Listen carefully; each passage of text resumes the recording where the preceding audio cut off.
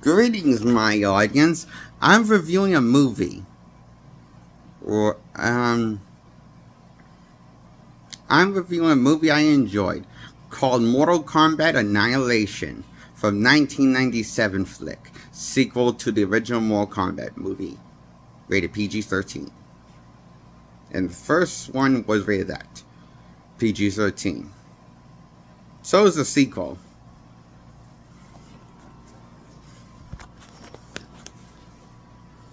I enjoy this as much as I enjoyed 2012's Avenger movies with starring Scarlett Johansson as Black Widow and the other cast of characters as the Marvel characters. The point is, that's how much I enjoy the Mortal Kombat Annihilation flick. I'm giving this a 10 out of 10. It's a fucking awesome flick, I thought. It was fun in B-movie territory. Popcorn flick. As in, the plot is barely important. It's mostly this window dressing for excuse for cool looking characters with cool looking actions sequence that are very creative with practical sets and stuff and puppetry and stuff and a little CGI here and there.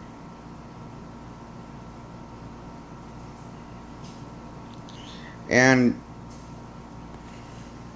I enjoyed all the visuals and even the dated CGI effects from Mortal Kombat Annihilation flick. I enjoyed all of this, the effects in this, I mean the characters and the writing, the cheesy, upbeat, fast pacing. That's quite an adrenaline rush that you can only hope to get from a Michael Bay movie. There was this amount of adrenaline rush in this Mortal Kombat 2 Annihilation. It's that good of a movie as of adrenaline rush when it gets to the action. The action's thankfully as good as the first one's action, or maybe a little better, because it happens more often, the action was fighting.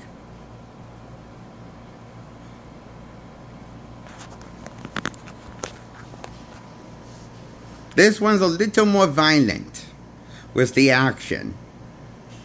With the PG-13 violence. It happens more often. You know, violence, action throughout the movie constantly. You know how the first one, well, the first half was building character development, and then the second half was getting to the action and showing the action. After the first half the movie was over. By introducing characters and getting them on a boat to the island of Mortal Kombat, where it happens. Tournament happens in the first movie, Mortal Kombat. This movie, the rules have been broken, and it takes place after the movie, events of the first movie, right after, with a different cast and characters of the first movie, but different casts. They've been recast for the sequel for some reason. All of them. Johnny has not only been cast, but gets killed off very quickly early on for some reason. I thought it was stupid, killing him off after recasting him. You know, it felt wrong. Because, you know, you couldn't, maybe I would be okay if they could at least, if God could got the original Johnny to get killed off. But the fact they couldn't get the original Johnny to actually play him get killed off, I just didn't feel nothing. It just felt like shock value for nothing added to the movie when they killed off Johnny character in the sequel.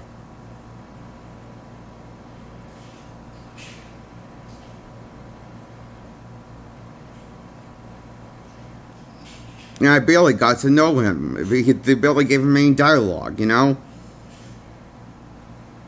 Before killing him off. brutally, you know, on screen. So it's just stupid, I thought. But, other than that, I enjoyed the rest of the movie.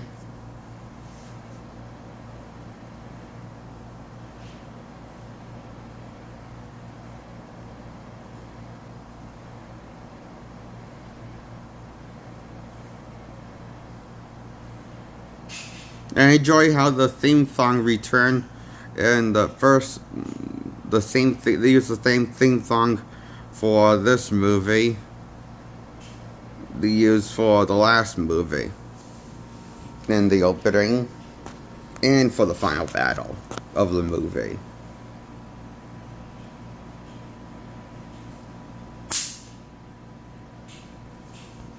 Don't mind, that was just a bug zapper. That made that sound. That kind of, I forget we got bug zapper for inside. Because we didn't been bugs inside a lot lately. So that we got bug zapper for inside.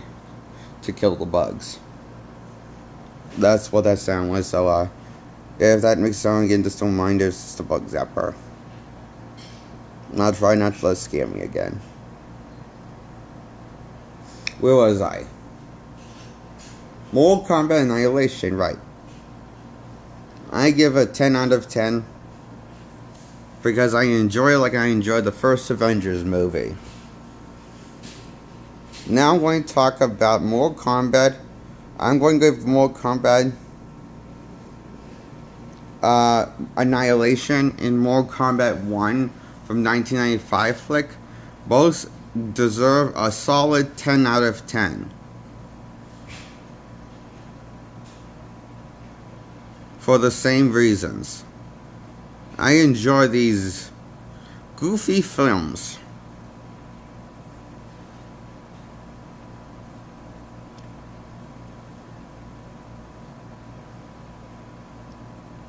That were not ashamed to be based on video games.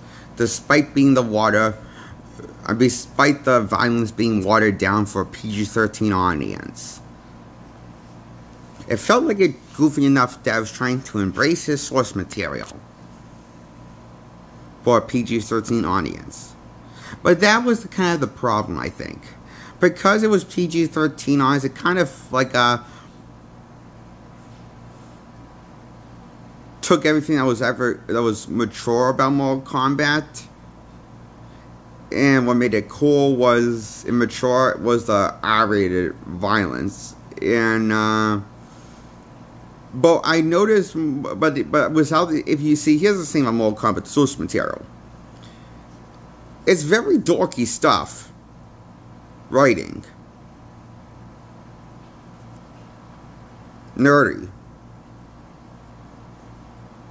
The source material. The the R-rated games that were rated M for mature, and the 2000, the 90s PG-13 flick and the sequel predecessor, Annihilation, are very faithful adaptations. The problem is, because they're PG-13, they don't feel as cool as the games. Because the games, well, the dorky writing's there like was the games, but what's not there is the mature violence that's over the top. That shows more blood than what you normally see comes out of the human body when they get murder in gory fashion, is what the games were also known for.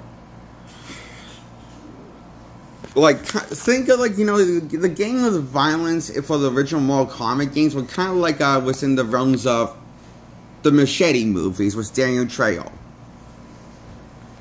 Two of them. Machete movies were very brutally gory, but also silly and cartoonish gory, which is violence. That's kind of what we call Mortal Kombat games were like.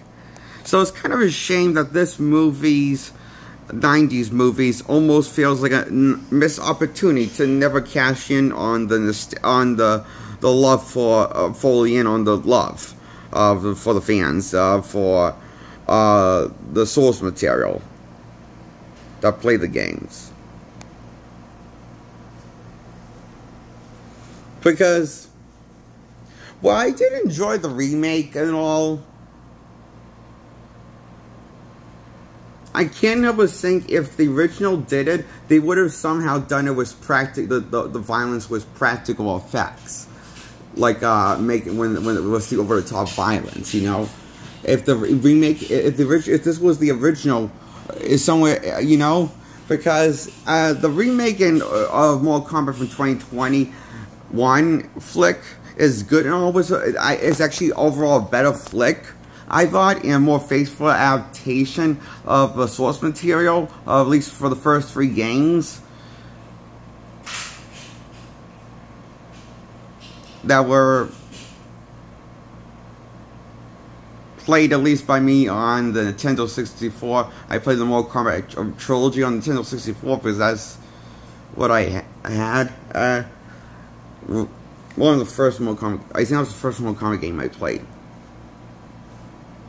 in my home.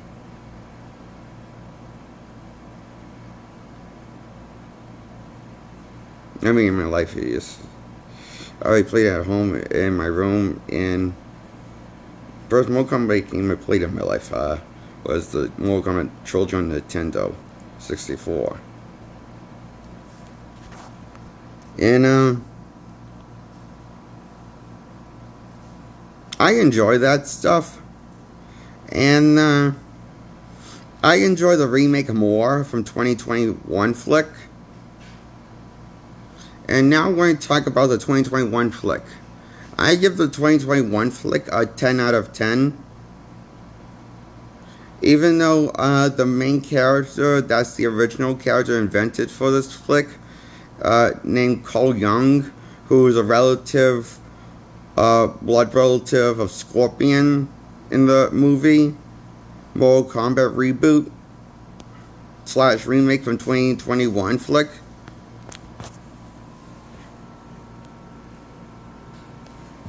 You know Scorpion probably from those who don't know, in the game, Scorpion and Sub-Zero are chimneys, not rivals or partners.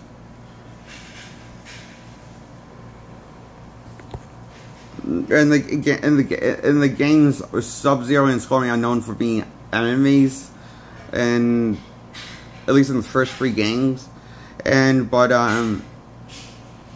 in the original Mortal Kombat flick, it was kind of strange how they made them partners on the same side.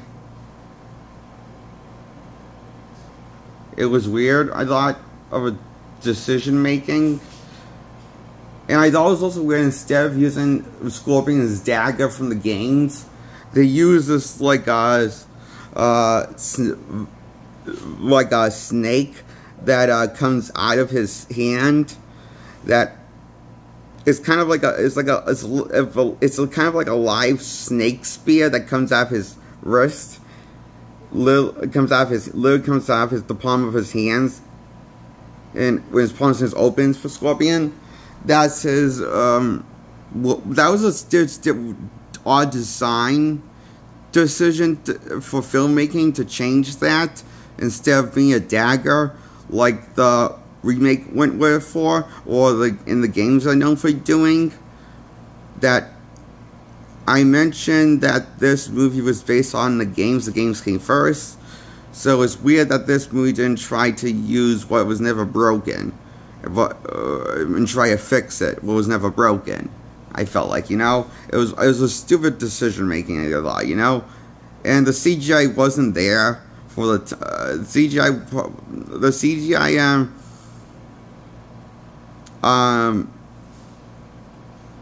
What the CGI in the original flick, I thought it wasn't as, the CGI isn't as, effects aren't as good as the practical effects, was the puppeteers and the stuff, and everything else that's actually there. So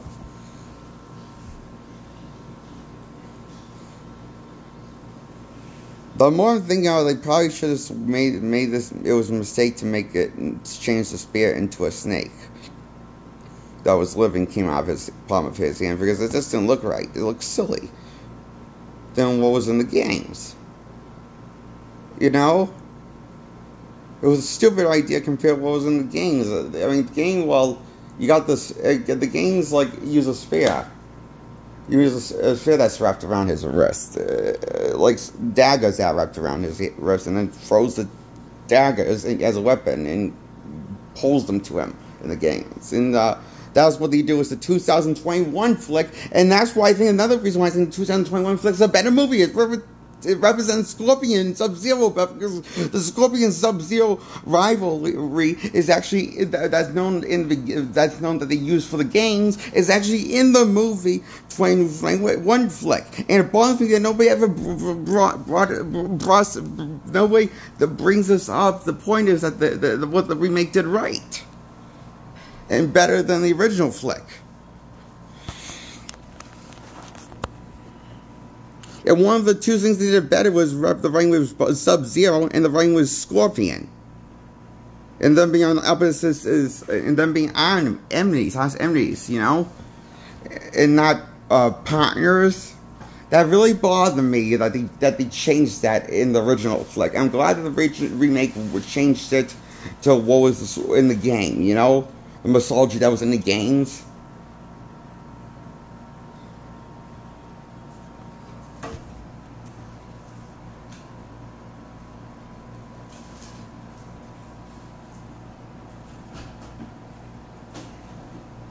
Overall, I love the remake more than either Annihilation or the original Mortal Kombat flick of Mortal Kombat.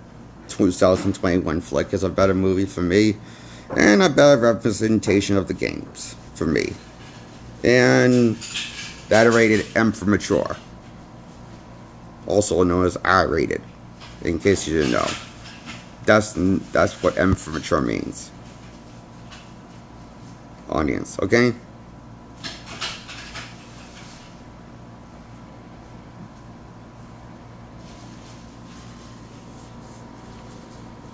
So that's why I give the remake Mortal Kombat a 10 out of 10.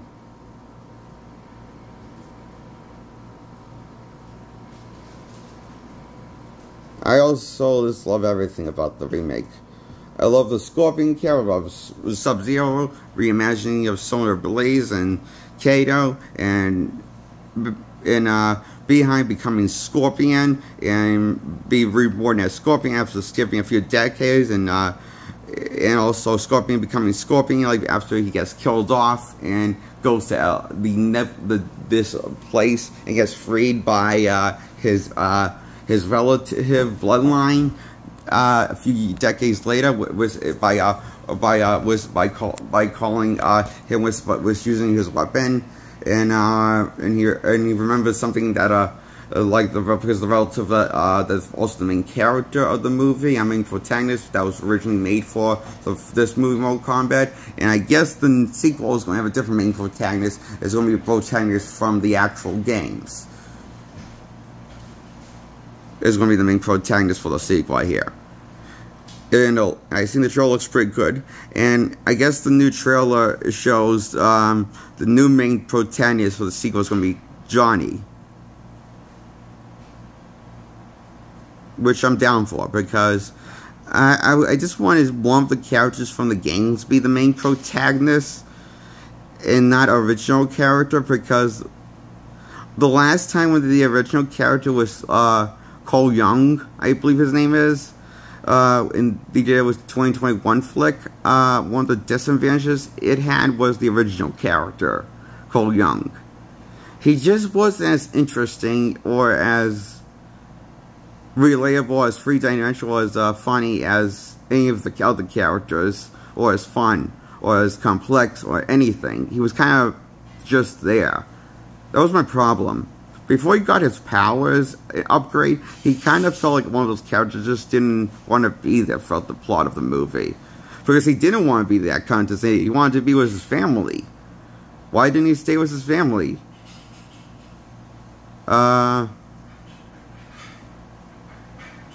Because Sonya Blaze talked him into coming along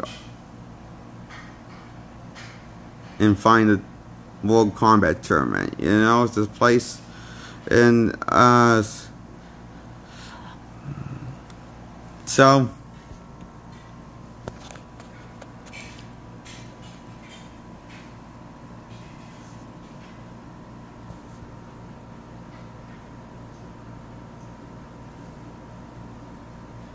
I guess it makes sense in the plot of the movie. I mean,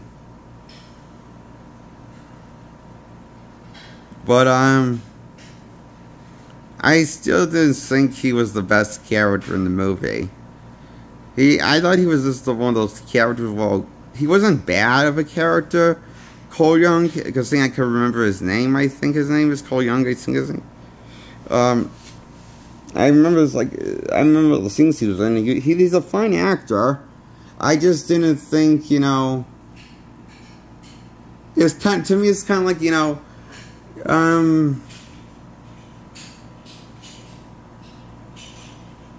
I mean, it worked for the first Mortal Kombat movie. Fine, I thought he in the first Mortal Kombat movie. I mean, it's kind of like okay, you know how nobody really had a problem with Shia LaBeouf in the first Transformers movie before Transformers 2 came out?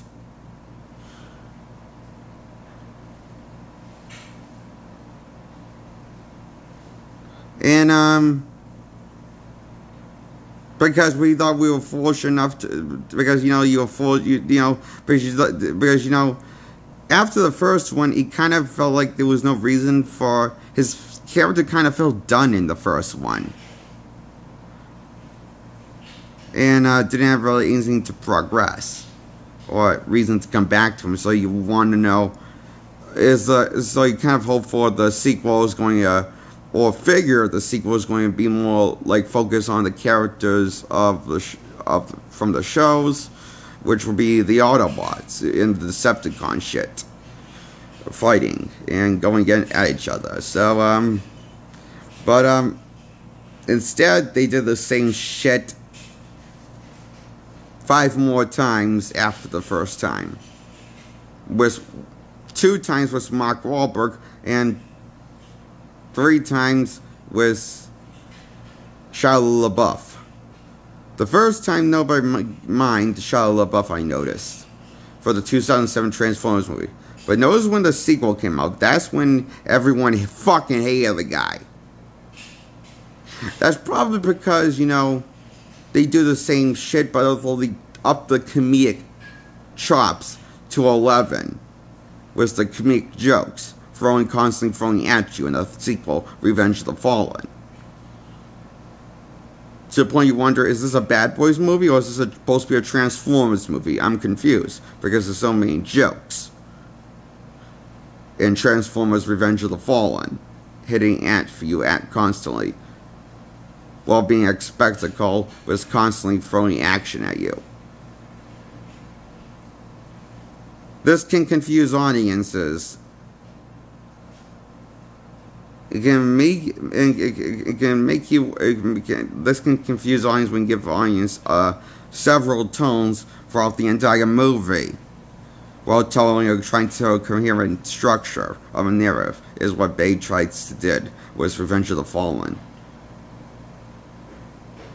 which is probably why the most divisive Transformers movie to like. But I like it. But it's not,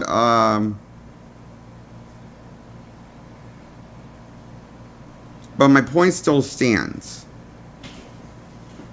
Because this is not a review on Revenge of the Fallen. It's a Mortal Kombat 2021 flick. The point still stands. Sooner or later,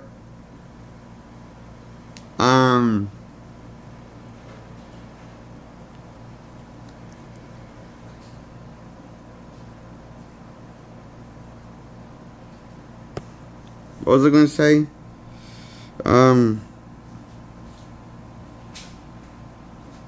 Fuck.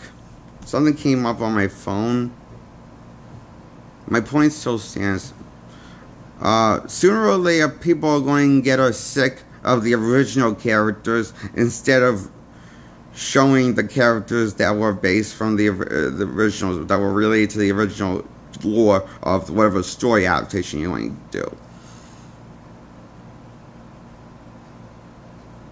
They're going to get sick of original characters quicker than they're going to get sick of adaptation or doing reimagining characters. Like Cole Young. then they'll get sick of Optimus Prime reimagining. Optimus Prime and all the other Transformers from the Bayverse are better characters because they're what the brand should be related about.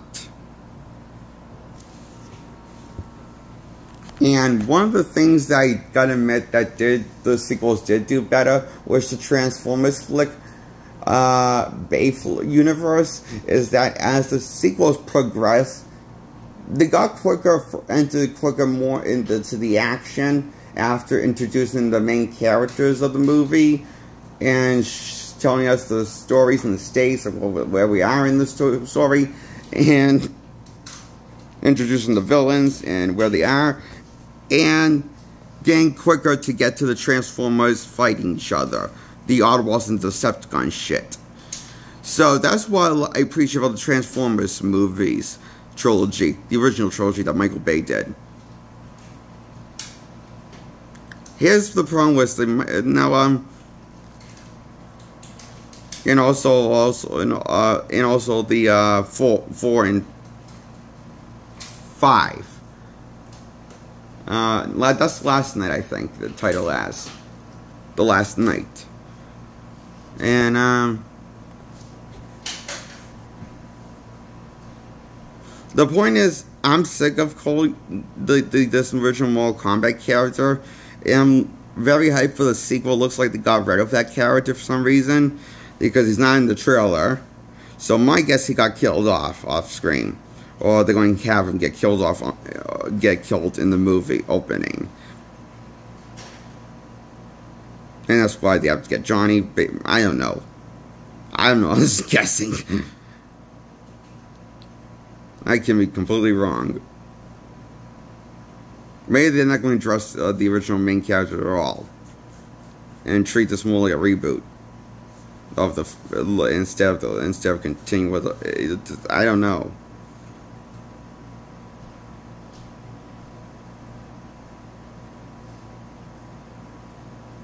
I mean, are they going to mention the events of the first one, or is it going to get knowledge in the sequel of Mortal Kombat 2? And it looks like we have Kano returning, and he, I guess, is going to come back from the dead somehow, because he got killed off in the first one. So he's back from the dead somehow. I guess he's going to get resurrected. They're going to resurrect the character like they do in the games mythology. Cool, I like that.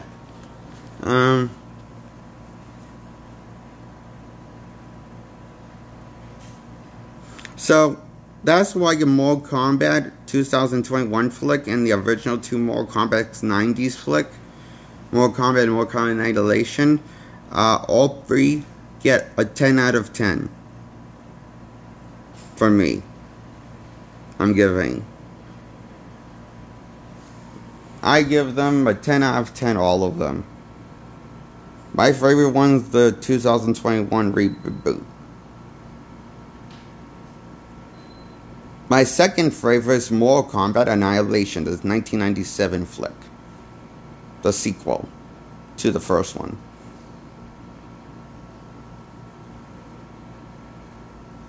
Those are my top two favorite Mortal Kombat movies of all time. In live action.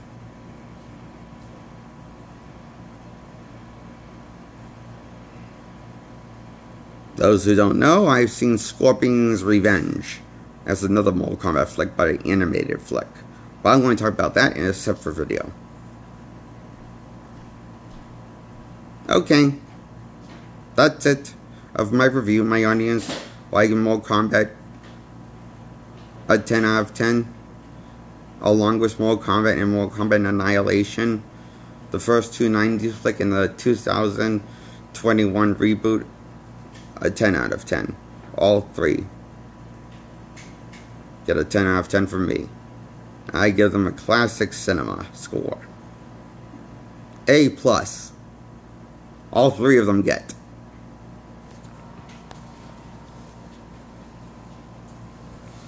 $5 stars. I love these movies. I need to get some water after this video. My throat's thirsty. I noticed. Okay, so bye. Subscribe. Hit the thumbs up to like this video. And feel free to comment below. Tell me, what's your favorite Mortal Kombat below in the comment section if you feel free to let me know. In the Mortal Kombat movies you've seen, personally. In your opinion, what's your favorite Mortal Kombat movies that I talked about? Out of the live action ones, you've probably seen one of these, I guess. Or all of them, maybe. I don't know. Let me know what's your favorite out of the bunch. Or, yeah, so, if you don't want to comment below, please, you don't have to. But please subscribe, and please like this video. That's more important for me. To like and subscribe my subscribers. To grow my subscribers, my new subscribers. Please. Subscribe to my content and like my video. Bye-bye.